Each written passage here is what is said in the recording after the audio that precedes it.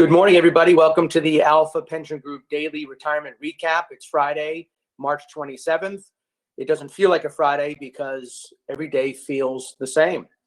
With us, Rob Milas, our Chief Investment Officer, Mark Salamone, our lead consultant, David Bradshaw, one of our education consultants, and Jennifer Sahadi, our Director of Education. So, Rob, the markets have been very active. We've been on a little bit of a run here. Tell me, is this a good thing? And what's going on? U.S. equity markets continue to rebound. They were surging more than 6% yesterday. The markets were reacting positively to the $2 trillion stimulus package that's being passed in the Senate, with the promises from Speaker Pelosi that it will be passed in the House. The S&P closed up 6.24%. The NASDAQ was up 5.6%, and the Dow Jones closed up 6.38%.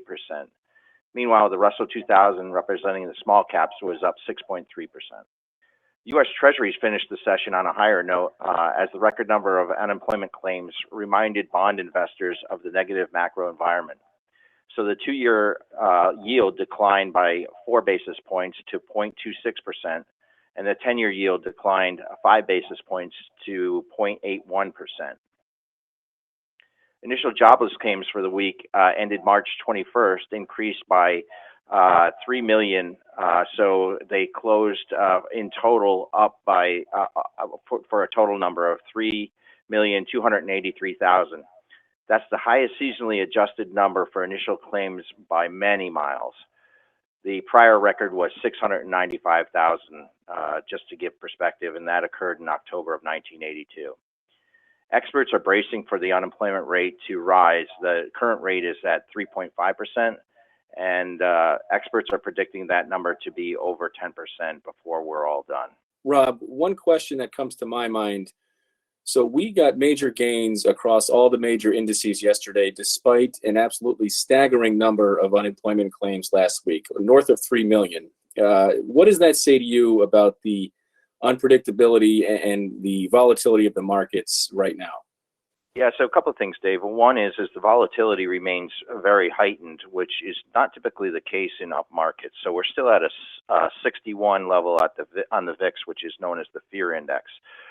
So we still have heightened volatility, but I think what's overwhelming that unemployment number right now is just the magnitude of the stimulus package being $6 trillion, number one, and then number two, the Fed basically saying we'll do anything that it takes to backstop this economy. So I think they know that the unemployment rate is going to go to 10%, but they're hoping that it stays there only for a very short period of time based on the stimulus being able to get the economy back on its feet. Thanks, Rob.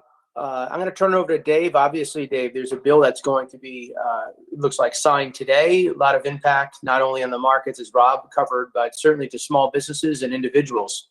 Yeah, thanks, Rich. So we got some clarity on the details of the stimulus bill or support bill, whatever you'd like to call it. So here goes.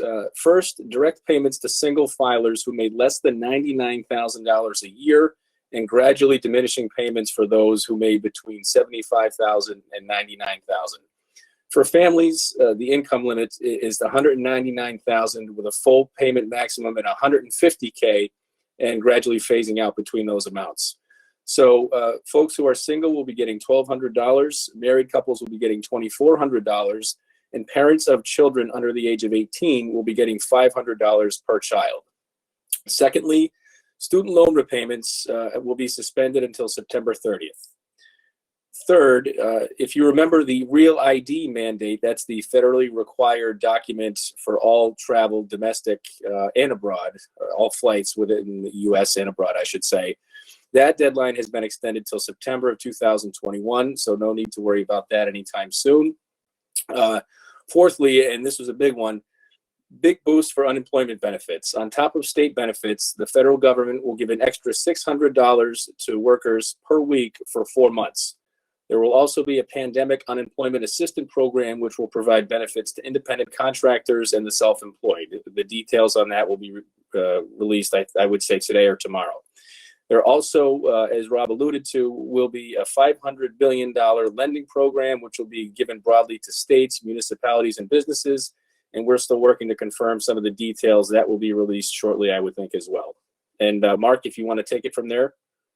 Thanks, Dave. So yes, this CARES Act would also have an impact on employer-sponsored retirement plans. It's going to greatly increase the availability of retirement funds to participants now through penalty-free distributions. It'll even expand the limit on those distributions and even double the amount people can take out in plan loans. So the CARES Act will allow people to take up to 100% of their account balance, or $100,000, or up to $100,000 for coronavirus-related expenses. And that's a pretty general term, because coronavirus-related expenses could just be that your hours have been reduced, that you're furloughed. Anything related to being impacted by the coronavirus is going to be considered for this.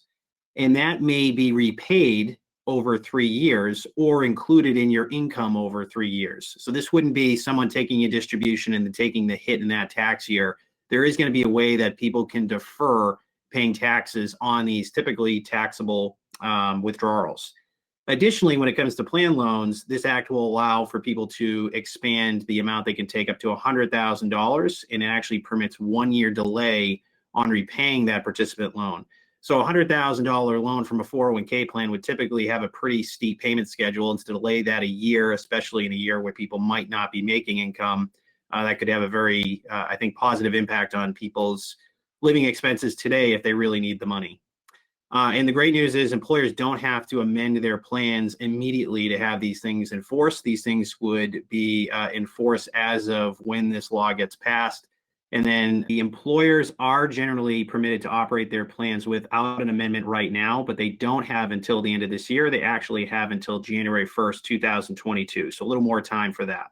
Great, Mark. Thanks so much. And I know as we get more information, certainly about the small business loan part of this, we'll put out more information as soon as it's available. And Jennifer, I know you want to add something here this morning. Absolutely. Thank you, Rich. With talks of tax refunds coming in and stimulus checks, you're probably already thinking about how to best use that money. After a week in quarantine, your first thought might be power tools or home decor, something to help more around the house. Here's another thought. Consider buying peace of mind by funding your emergency account.